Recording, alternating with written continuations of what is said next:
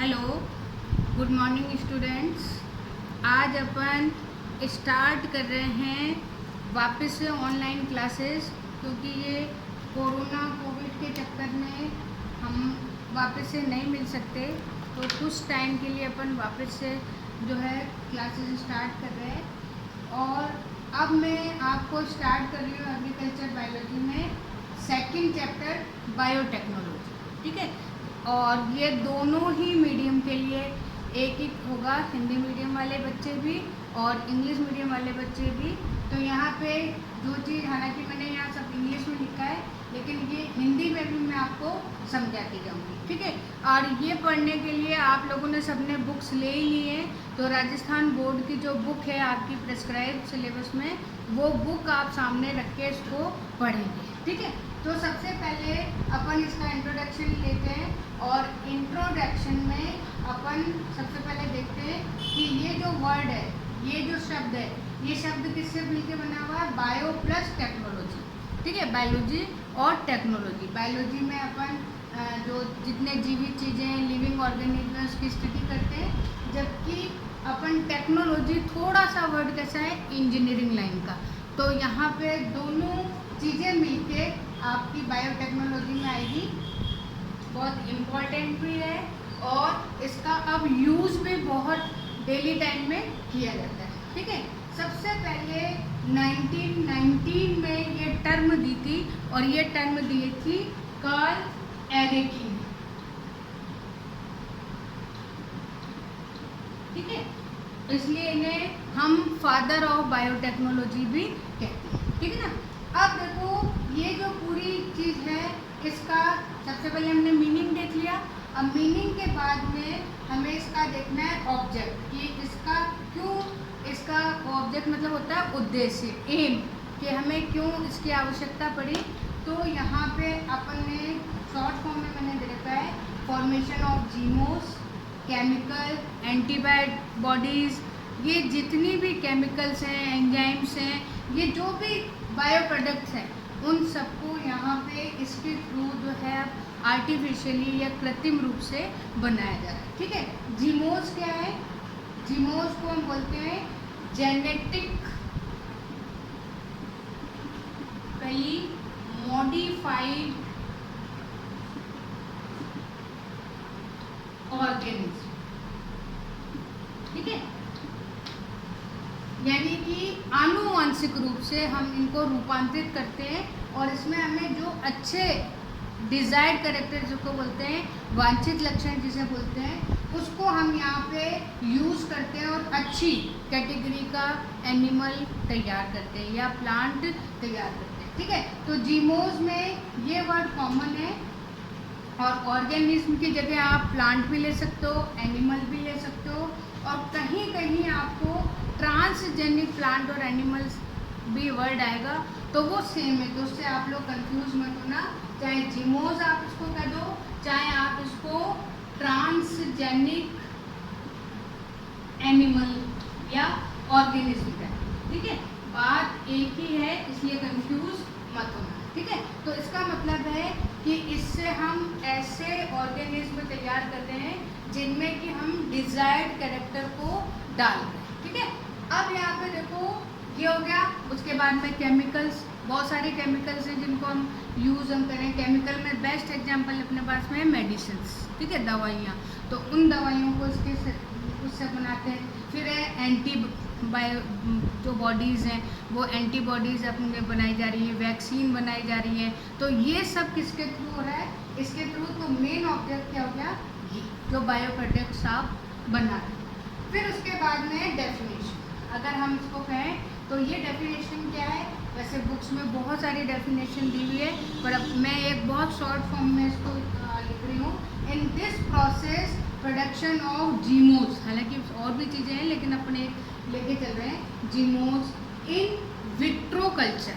ठीक है, अब यहाँ पे एक नया वर्ड आ रहा है, विट्रो। विट्रो मतलब है लैब, लेबोरेटरी। जो कि हम आर्टिफिशियल मीडियम में कोई चीज़ करते हैं, कोई प्रैक्टिकल करते हैं लेबोरेटरी में, तो उस प्रोसेस को हम क्या बोलते हैं? विट्रो। ठीक है, और इसी का अपोजिट होता है वीवो। ठीक है, यानी कि कोई काम हम नेचर में कर रहे हैं या नेचर के थ्रू कर रहे हैं जिसमें आर्टिफिशियल नहीं है, तो उसको आप क्या बोलोगे, वीक। ठीक है, नेचुरल कंडीशन। तो ये हम लैब के अंदर काम कर रहे हैं, इसलिए हमने इसको विट्रो कह दिया। और ये सारा काम किसके थ्रू होगा, ये सारा काम होगा हमारे पास में माइक्रो ऑर्गेनिज्म, और उसमें हम यूज़ करते हैं जैसे बैक्टीरिया है, वायरस है, ठीक है, कुछ और जैसे प्रोटोजोएंस वगैरह हैं। तो जो स्मॉल या लोअर कैटेगरी के सिंगल सेलुलर स्ट्रक्चर हैं उनको हम यहाँ पे यूज़ करेंगे। तो सिंपल सी डेफिनेशन है कि इस प्रोसेस में हम प्रोडक्शन करते हैं अपने डिज़ायर्ड कैरेक्टर।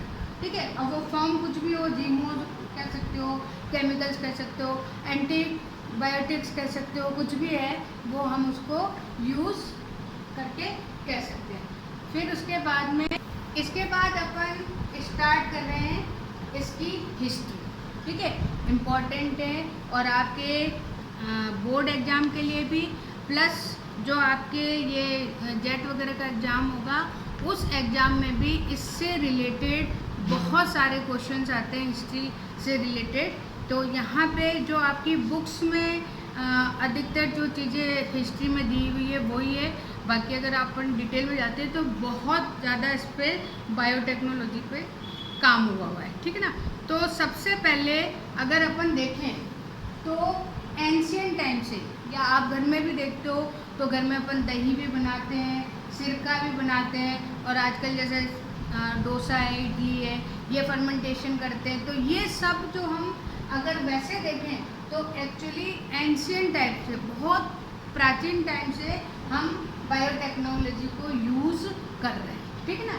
तो सबसे पहला तो ये है कि हमारे प्राचीन समय से या एंशियंट टाइम से ही हम ये काम कर रहे हैं। फिर उसके बाद में धीरे धीरे जो है कुछ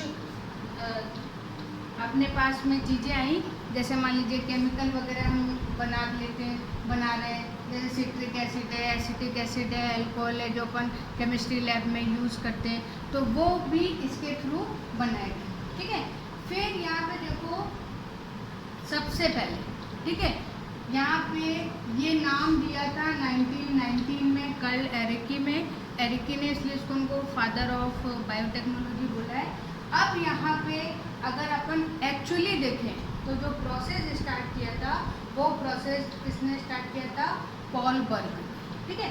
और 1972 में इन्होंने फर्स्ट रिकॉम्बिनेंट डीएनए बनाया था। रिकॉम्बिनेंट मतलब होता है, आप उसको मान सकते हो न्यू। ठीक है, न्यू क्यों, क्योंकि हमने इसमें हमारे पास में एक पहले से ओल्ड डीएनए है। ठीक है, और उस डीएनए में हम डिजायर्ड या वांछित जो डीएनए, वो डीएनए हम इसमें प्लस करते हैं, जोड़ते हैं, और जोड़ने के बाद में इन दोनों के कॉम्बिनेशन से एक न्यू डीएनए बनता है।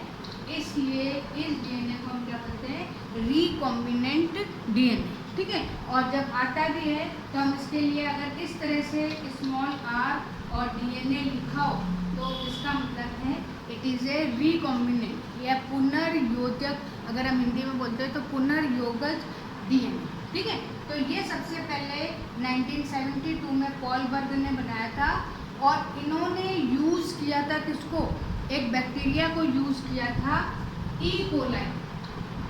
ठीक है, बहुत ज़्यादा इम्पॉर्टेंट है ये बैक्टीरिया अपने बायोटेक्नोलॉजी में, उसका नाम कई बार आएगा और बहुत तरीके से हमने इसको यूज़ किया हुआ है।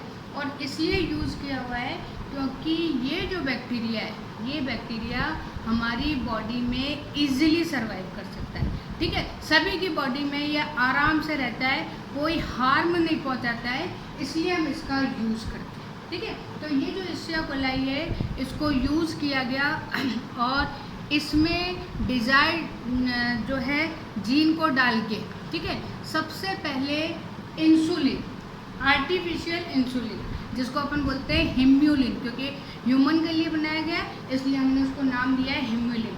तो हिम्यूलिन का प्रोडक्शन किया गया, और ये जो प्रोडक्शन है इसको आपको पता है इंसुलिन को हम यूज़ करते हैं कहाँ पर, डायबिटीज़ की डिजीज़ में, ठीक है। उसका इंजेक्शन लगाते हैं क्योंकि शुगर का लेवल क्या हो जाता है, बढ़ जाता है।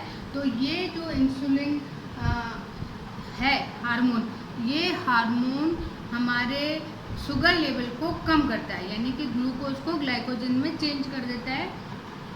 तो इसको हमने ह्यूम्युलिन बनाया सबसे पहले, और किसकी हेल्प से करवाया, ई कोलाई बैक्टीरिया से, ठीक है ना। तो ये हो गया अपना। फिर उसके बाद में स्टेनले कोहन, ठीक है, ये नेक्स्ट ईयर है वापस से 1973। इन्होंने फर्स्ट रिकॉम्बिनेंट एनिमल बनाया, ठीक है, यानी कि इन्होंने किसी डिज़ायर, जैसे रैट है या कोई है, तो उसमें डिज़ायर्ड कैरेक्टर को एंटर कराया, और एंटर कराने के बाद में रिकॉम्बिनेंट एनिमल बनाया, ठीक है। फिर उसके बाद में 1983 में सबसे पहला ट्रांसजेनिक टैबेको प्लांट बना, तंबाकू का प्लांट बना। और इस प्लांट में, क्योंकि आपको पता है कि जैसे हमें डिजीज़ होती है वैसे प्लांट्स में भी डिजीज़ होती है, ठीक है। तो उन डिजीज़ को रोकने के लिए एंटीबायोटिक रेजिस्टेंस, यानी कि इन्होंने प्रतिरोधकता इसमें उत्पन्न करी कि अगर इसमें कोई इंसेक्ट है या कोई वर्म है, अगर किसी तरीके का कोई इन्फेक्शन करता है तो वो इन्फेक्शन इसमें ना हो, ठीक है। तो एंटीबायोटिक या प्रतिरोधकता जो है कम बढ़ाने के लिए इस प्लांट को बनाया 1983 में, ठीक है ना। तो ये कुछ डिस्कवरीज होगी। फिर उसके बाद में एक और सबसे इम्पोर्टेंट जिसका अगर आप देखोगे तो यूज़ कैरी मुलिस बहुत इम्पोर्टेंट है। और ये जो कैरी मुलिस हैं, इन्होंने पीसीआर टेक्निक, ठीक है ना, पीसीआर को इन्होंने यूज़ किया। पीसीआर का फुल फॉर्म है पॉलीमरेज चेन रिएक्शन, और ये अभी अपन डिटेल में आगे पढ़ेंगे, इसलिए अभी सिर्फ आपको मैं इंट्रोडक्शन में बता दूँ। तो इन्होंने पीसीआर टेक्निक यूज़ की। पॉलीमरेज मतलब बहुत सारी, ठीक है, और चेन रिएक्शन आप केमिस्ट्री में पढ़ते हो, एक के बाद एक, ठीक। तो यहाँ पे जैसे अपन नॉर्मली कोई भी फोटोकॉपी वगैरह कराते हैं, तो उसी तरीके से यहाँ पर इन्होंने एक बहुत छोटा सा बैक्टीरिया यूज़ किया, जीवाणु यूज़ किया, जिसका नाम है थर्मस एक्विटस। ये जो थर्मस एक्विटिस है, ये बहुत छोटा सा बैक्टीरिया है। और इस बैक्टीरिया की सबसे ज़्यादा स्पेशल बात क्या है कि ये इसमें एक एंजाइम होता है, और ये एंजाइम 72 डिग्री सेंटीग्रेड पर भी एक्टिव रहता है, ठीक है, मोर एक्टिव रहता है। जबकि आपने अगर केमिस्ट्री में पढ़ा हो तो मुश्किल से 45 ही मान लो, 45 डिग्री सेंटीग्रेड पे ही हमारे जो एंजाइम है वो डिस्ट्रॉय हो जाते हैं। लेकिन इसमें जो ये एंजाइम है, ये एंजाइम 72 डिग्री सेंटीग्रेड पे भी एक्टिव रहता है, इसलिए जो है इसको यूज़ किया। और यूज़ करके इसने 1 घंटे में मिलियंस कॉपी जो है वो डिजायर्ड जीन की या रिकॉम्बिनेंट जीन की यहाँ पे तैयार कर दी, ठीक है। तो इसलिए इन्होंने इसको यूज़ किया।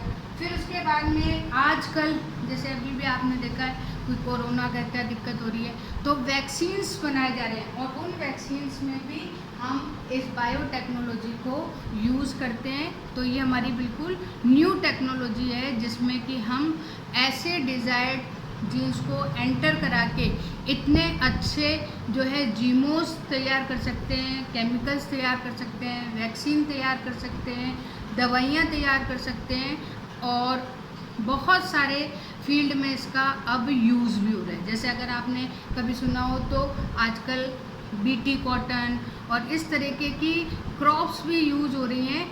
ये जो क्रॉप्स हैं ये नॉन इन्फेक्टेड हैं, यानी कि इनमें किसी तरह का इन्फेक्शन नहीं लगता है, इसलिए जो है इन क्रॉप्स को, हालांकि अभी इंडिया में हो रहा है, लेकिन फिर भी थोड़ा सा ये कम काम हो रहा है क्योंकि इस पर बैन लगा हुआ है। क्योंकि वो है कि जैसे अगर बीटी कॉटन बनाई तो उससे जो रिलेटेड इंसेक्ट है वो इंसेक्ट जो है धीरे धीरे ख़त्म हो जाएगा, इसलिए इस पर थोड़ा सा जो है हमारे इंडियन में कम हो रहा है। तो ये आज अपना काम कंप्लीट हो गया हिस्ट्री का। अब अपन कल से इसकी प्रोसेस, मैकेनिज्म, ये सारी चीज़ करेंगे। अगर कोई दिक्कत हो तो आप मेरे को इसको कह दें। Okay, thank you.